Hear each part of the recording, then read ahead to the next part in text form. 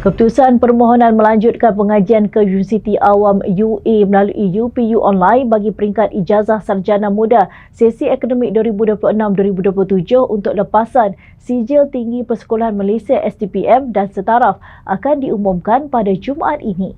Menerusi satu kenyataan, Kementerian Pendidikan Tinggi KPT memaklumkan keputusan berkenaan boleh disemak mulai pukul 12 tengah hari hingga 23 Ogos pada pukul 5 petang. Keputusan boleh disemak menerusi platform atas talian selain melalui aplikasi mobile UPU Pocket di telefon pintar dan aplikasi mobile MyGov di telefon pintar.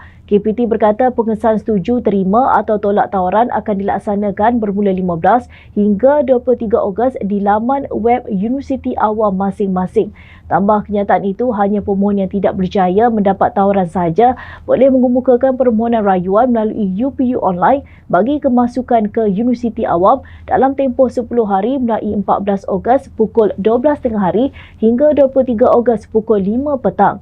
Menurut KPT, tawaran tempat bagi sesi akademik 2026-2027 adalah muktamad dan sebarang permohonan pertukaran program pengajian dan Universiti Awam tidak dibenarkan.